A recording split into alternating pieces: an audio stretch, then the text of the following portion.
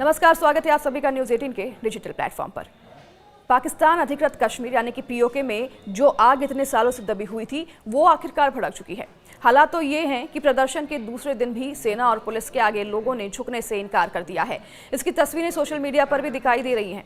क्योंकि पाकिस्तानी सरकार इसे किसी मीडिया में आने नहीं दे रही है, तो अब लोग सोशल मीडिया का सहारा ले रहे हैं। इतना ही नहीं, पीओके में हालात बेकाबू हो गए हैं।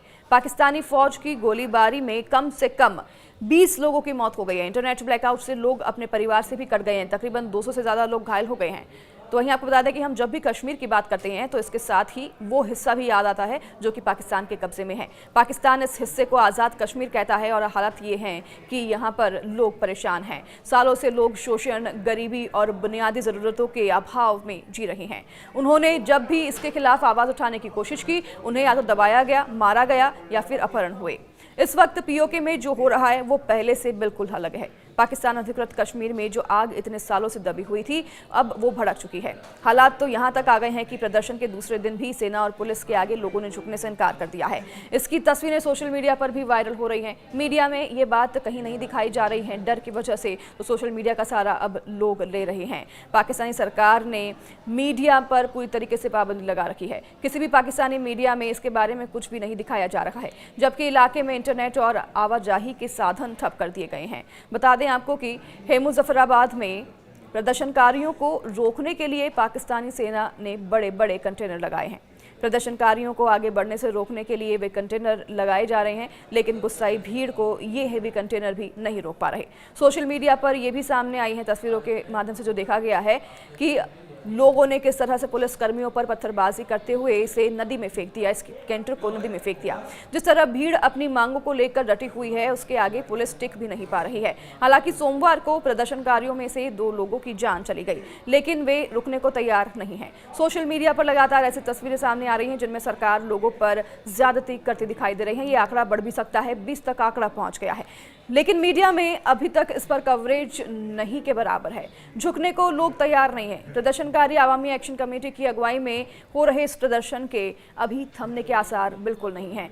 शौकत नवाज मीर ने 1 अक्टूबर को पीओके के कई प्रमुख कस्बे और जिलों से मुजफ्फराबाद की और लंबा मार्च निकालने की घोषणा कर दी है। तो आवामी एक्शन कमेटी के नेता शौकत नवाज मीर ने पाकिस्तान के प्रधानमंत्री शहबाज शरीफ को चेतावनी दे दी है कि अगर अब भी उनकी मांगें पूरी नहीं हुई तो प्रदर्शन और भी बढ़ेगा।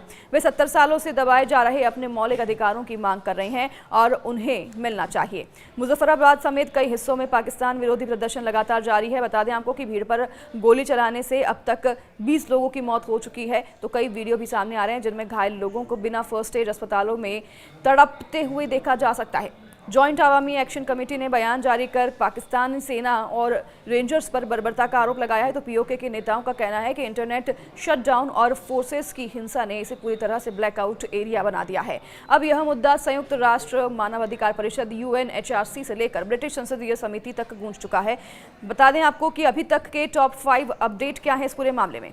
पीओके के स्थानीय नेताओं ने खुलकर पाकिस्तान पर हमला बोला है। जॉइंट आवामी एक्शन कमेटी के शौकत नवाज मीर ने कहा, ये डायन बन चुकी है, अपने बच्चों को खाती है, रियासत अपने लोगों को मारने में लगी हुई है। एक और नेता ने कहा, आज़ाद कश्मीर आज़ाद नहीं है। इन नेताओं का कहना है कि पाकिस्तान अपनी फौज से कश्मीरियों पर गोलियां चलवाकर उनके हक छीन कर उन्हें गुलाम बनाए रखना चाहता है। पीओके की राजधानी मुजफ्फराबाद में रविवार को हजारों लोग सड़कों पर उतरे। पुलिस और रेंजर्स की फायरिंग में 8 प्रदर्शनकारियों की मौके पर मौत हो गई। इसके बाद भीड़ और भड़क गई और नारे लगने शुरू हुए, कातिलों जवाब दो, खून का हिसाब दो। सोशल मीडिया पर वायरल फुटेज में घायल पाकिस्तानी रेंजर खुद जमीन पर पड़े कराते दिखा, जो जनता के गुस्से का सामना नहीं कर पा रहे थे। पूरे पीओके में इंटरनेट और फोन सेवाएं रविवार से बंद कर दी गई हैं। यूके PNP के नेता सरदार नासिर अजीज खान ने जेनेवा में UNHRC के 60वें सत्र में यह मुद्दा उठाया। उन्होंने कहा कि 3 मिलियन कश्मीरी सीज में हैं, ना इंटरनेट है, ना फोन, ना मीडिया तक पहुंच रहा है। ये लोग हथियार नहीं उठा पा रहे हैं, सिर्फ अपने बुनियादी हक की मांग कर रहे हैं। पाकिस्तानी लेकिन यहाँ पर जो फौज है उन पर गोलियां चला रही हैं, लाठियों का इस्तेमाल कर रही हैं और इन पर बर्बरता किया जा रहा है। ब्रिटेन की all party parliamentary group APPG ने एफसीडीओ को पत्र भी लिखा इसके बारे में शिकायत की है। पीओके में बिगड़ती स्थिति पर चिंता जताई है। सांसद इमरान हुसैन ने लिखा कि संचार ब्लैकआउट से उनके निर्वाचन क्षेत्र के मतदाता अपने परिवारों से संपर्क नहीं कर पा रहे हैं। एपीपीजी ने पाकिस्तान की कार्रवाई को गंभीर मानवाधिकार उल्लंघन बताया और ब्रिटिश सरकार से दबाव बनाने की अपील भी की है। ये पूरा मामला काफ़ी ज़्यादा बिगड़ता हुआ नजर आ रहा है। जिस तरह से लोग यहाँ पर बर्बरता झेल रहे हैं, काफ़ी समय से दबाव में हैं और अब ये लोगों के प्रदर्शन में नजर आने लगा है। किस तरीके से पीओके में प्रताड़ना लोग झेल रहे हैं, वो खुश नहीं हैं। उन्हें यहाँ पर प्रताड़ित किया जा रहा है। अब लोग सड़कों पर आकर ये कह रहे हैं।